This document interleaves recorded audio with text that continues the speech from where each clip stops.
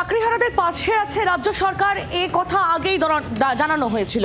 আর এবার চাকরিহারাদের সুবিধার জন্য আরো একাধিক নতুন চিন্তা ভাবনা এই মুহূর্তে এসএসসির তরফ থেকে করা হচ্ছে, ভাবনা চিন্তা করা হচ্ছে। আপনাদের জানাবো, শিক্ষকতার অভিজ্ঞতার ওপর যদি কি নম্বর রাখা যায় তা নিয়ে ভাবনা চিন্তা ইতিমধ্যেই কমিশনের তরফ থেকে করা হচ্ছে এবং আগামী সপ্তাহে এসএসসির নিয়োগের বিজ্ঞপ্তি প্রকাশ হতে পারে এমনটাও জানা যাচ্ছে। সুপ্রিম কোর্টের নির্দেশে বিজ্ঞপ্তি প্রকাশ করবে কমিশন। শিক্ষকদের অভিজ্ঞতার উপর নাম্বার কি রাখা যায় সে নিয়ে নয়া চিন্তা ভাবনা ইতিমধ্যেই শুরু হয়েছে। আমরা কথা বলবো এই বিষয় নিয়ে, আরো বিস্তারিত জানবো। আমাদের দুই প্রতিনিধি আমাদের সঙ্গে রয়েছেন। আমাদের প্রতিনিধি শ্রেয়সী গঙ্গোপাধ্যায় রয়েছেন এবং রয়েছেন অয়ন ঘোষাল। আমি শুরুতেই শ্রেয়সীর কাছে যাই। শ্রেয়সী, কি চিন্তা ভাবনা করা হচ্ছে কমিশনের তরফ থেকে, এখনো পর্যন্ত কি জানা যাচ্ছে?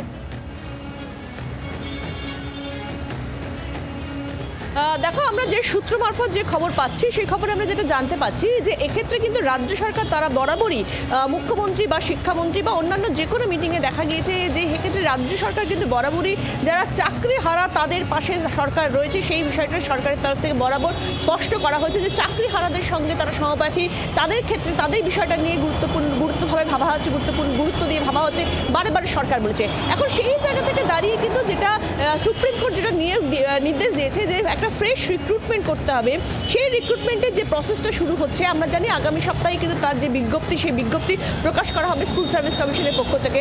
এখন সেই রিক্রুটমেন্ট প্রসেসের ক্ষেত্রে কিন্তু যেটা জানা যাচ্ছে যে একটা চিন্তা ভাবনা চলছে যে টিচিং এক্সপিরিয়েন্সের উপর সেখানে যাদের যদি নম্বর রাখা যায়, এক্ষেত্রে কী হবে, এক্ষেত্রে যে যত বছর শিক্ষকতার সঙ্গে যুক্ত রয়েছেন তার উপর ভিত্তি করে তারা কিছু যদি নম্বর পান সেরকম একটা কিছু যদি ব্যবস্থা করা যায়, সেই ভাবনা চিন্তাই চলছে। এখন এইটা যদি কার্যকর হয়, অর্থাৎ এই ভাবনা চিন্তা যদি সেক্ষেত্রে কার্যকর হয়, তাহলে কিন্তু যারা চাকরি হারা তাদের ক্ষেত্রে কিন্তু বিশেষ সুবিধা হতে চলেছে। কী সুবিধা হতে চলেছে সেক্ষেত্রে তাদের ক্ষেত্রে কিন্তু তারা কিন্তু এই ইতিমধ্যেই যে 16 সালের যে প্যানেল বা তার আগে যে চাকরিহারা যারা রয়েছেন সেই চাকরিহারারা কিন্তু সেক্ষেত্রে তারা তাদের যে অভিজ্ঞতা, তাদের যে টিচিংয়ের যে অভিজ্ঞতা, সেই অভিজ্ঞতার ভিত্তিতে কিন্তু তারা সেক্ষেত্রে নিশ্চিতভাবে এই ক্যাটাগরিতে তারা বেশ কিছুটা নম্বর পেতে পারবেন এমনটাই কিন্তু মনে করা হচ্ছে।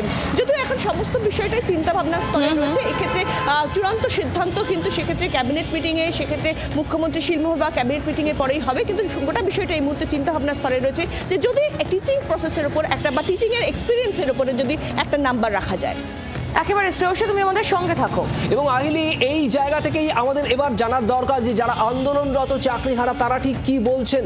বিকাশ ভবনের সামনে রয়েছেন আমাদের প্রতিনিধি অয়ন ঘোষাল। একটু সরাসরি অয়নের কাছে যাব। অয়ন, এই যে চিন্তা ভাবনা, একটা নতুন ভাবনা চিন্তা করা হচ্ছে যে নয়া বিজ্ঞপ্তি নিয়োগের জন্য দেওয়ার আগে, এবং সেখানে বলা হচ্ছে শিক্ষকতার অভিজ্ঞতা যাদের রয়েছে, যারা শিক্ষকতা করেছেন গত কয়েক বছরে, তার উপরে নম্বর রাখা যায় কিনা।